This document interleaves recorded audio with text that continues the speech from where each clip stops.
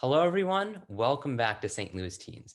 We are here today with Professor Ernestine Fu, who's an adjunct professor at Stanford, venture capitalist and investor in startups, and the author of Renewed Energy, Insights for Clean Energy's Future, and Civic Work, Civic Lessons, Two Generations Reflect on Public Service.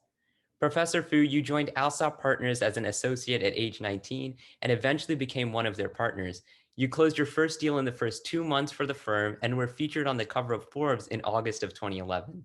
You're also an advisor to companies like the Development Bank of Singapore on initiatives. Professor Fu, thank you so much for your phenomenal work and thank you so much for being here with us today. Thank you for having me. Professor Fu, thank you so much. Can you tell us what drove you to the field of venture capital and what was the most favorite part of your journey? Yeah, sure thing. Well, first of all, thanks again. And a few years ago, I was an incoming undergraduate student at Stanford, was really excited to explore campus, the broader ecosystem surrounding it.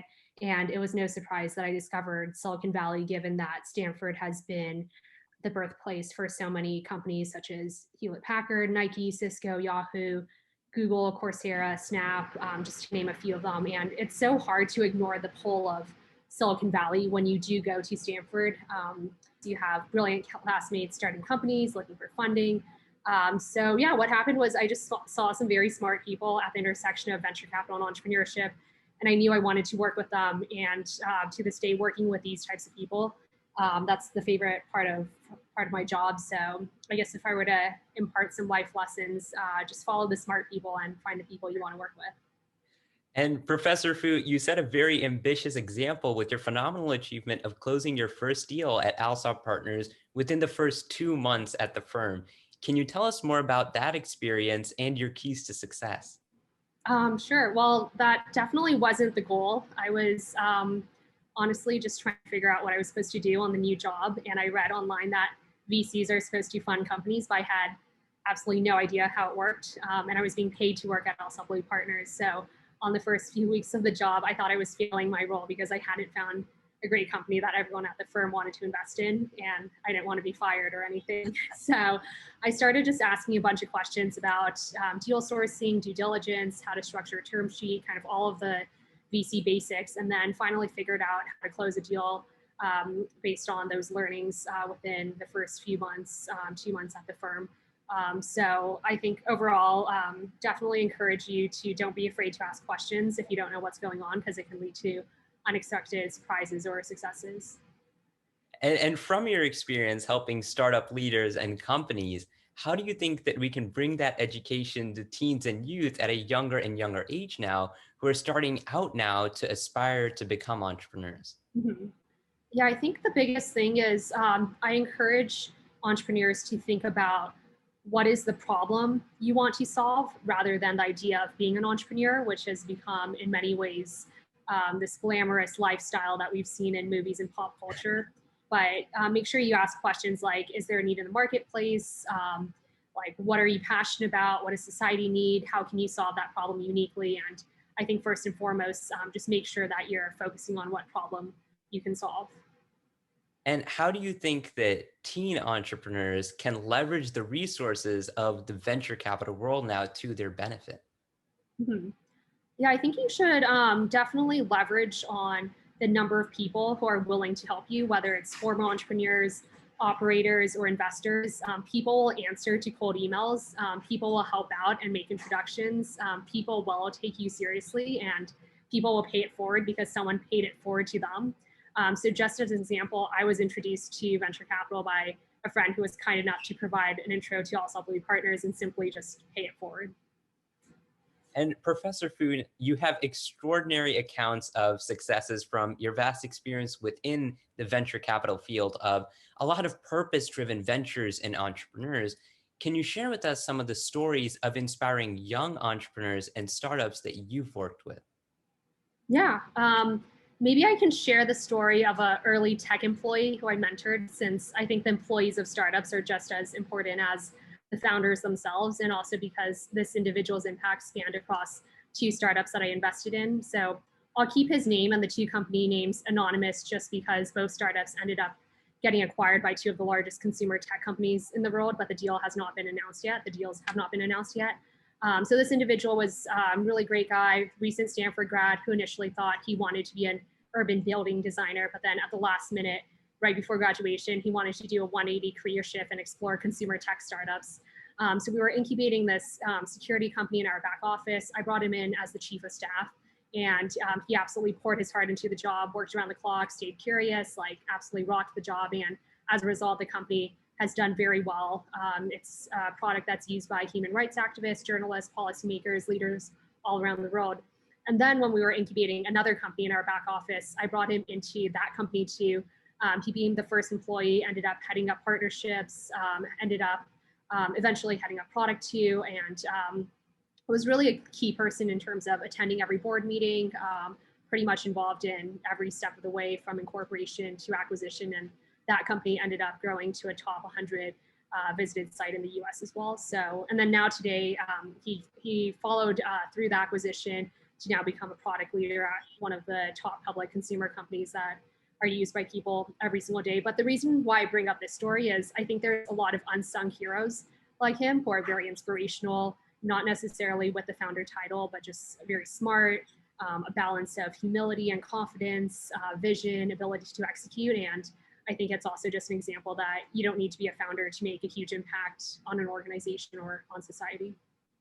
And I think I really want to continue on that topic. Professor Fu, in your book, Civic Work, Civic Lessons, Two Generations Reflect on Public Service, a book that you co-authored, you start off talking about the immense importance of mentors and teachers, and specifically in civic work, just as you were to this individual, which really helped have incredible impacts throughout the world. I want to ask, how do you think young social entrepreneurs can gain that mentorship and collaborate with experienced leaders, corporations, and even the government to bring about that desired change? Mm-hmm. Yeah, that's a great question. I think first and foremost, definitely find people who align with your goals and values. And I always love to recommend to offer to help them in any way, since as with any relationship, mentoring relationships are also a two-way street.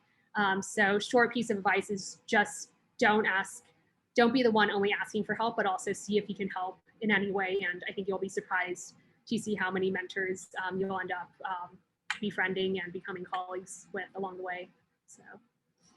And now, with my project helping those facing homelessness start their own businesses, the biggest obstacle that I face is in terms of sustainability and raising capital. Professor Fu, can you share with us some innovative ways that funding and self sustainability have occurred that you have seen from your experience? Mhm. So I did take a look at your nonprofit Nano, and I have to say the work you're doing is quite impressive. And fundraising is one of the most difficult things that any company needs to do. And that's since you basically are convincing someone that you're not taking the logical linear path, but rather the crazy exponential path. So the way I like to think about it is if you think about an XY graph with time on the x-axis and say like growth or impact on the y-axis, linear growth is just that straight 45-degree line, and that's what logical people are doing. That's what everyone else is doing. But to be successful, what you need to do is instead create that J curve or that hockey stick growth on the graph, and you need to take the path and vision that most people can't see. And that's exactly what investors want to see as well. So when you're fundraising, you need to be able to tell that crazy J curve story. What's that big vision that no one else is doing? And Professor Fu, in one of your interviews, you mentioned the hybrid between nonprofit and for profit, which I really love. Can you talk a little bit about some of the examples of the hybrid models that you've seen and how young social entrepreneurs can start off with a hybrid model? Yeah. So the balance between profit and impact in this hybrid model you're referring to is very tough. I think very few companies do this well. There is a venture fund called DBL Investors, which has done a really great job in investing in these sorts of companies. They're a fund that focuses on basically hybrid model, not just top tier venture capital returns, but also supporting companies that have some sort of social, environmental, or economic impact in some sort of way. And DBL stands for double bottom line, and they named their firm after this. So to give some examples of great companies with a hybrid model that they've actually invested in, one would be Tesla. So Tesla's first product was this beautiful car, all electric roadster, had great performance, great mileage, great range. but it also made a great environmental impact in terms of being able to have zero emissions. And the company also had, and always has had, a very innovative sales and support strategy as well. If I were to think of another example, Planet as well. So they develop low Earth orbit imaging satellites, and their technology is absolutely incredible. But they've also worked closely with organizations like USAID or Rockefeller Foundation and making that data that they collect available for some big societal issues like food security, environmental monitoring, disaster response, those sorts of things. And those are just two companies that are both investments of DBL investors. If you look at their website, you'll see other companies that they've invested in that just do a great job at the hybrid model that you're referring to. And I think one of the great advantages of the hybrid model is that it can often cultivate innovation. And Professor Fu, I would like to ask, at our current crossroads of fighting the pandemic, the economic fallout, and the anti-racism movement, how can all of us rise to the crisis and speed up innovation and change? Mhm. That's another great question. So I think, first of all, just remember that anyone can be a change maker. And in doing so, I always encourage individuals to think about breaking away from incremental improvements and instead focusing on changes that result in a 10x improvement rather than a 10% improvement. And I think that really requires a mindset shift. But if we're able to do that, I think we could really create some big changes that we need in the world. And I think that mentality is so inspirational, especially to young individuals out there, to not necessarily go for that Y equals X curve, but to really look at, the much more J curve exponential growth and having that 10x impact. So it's especially inspirational to younger individuals who are dreaming larger and larger.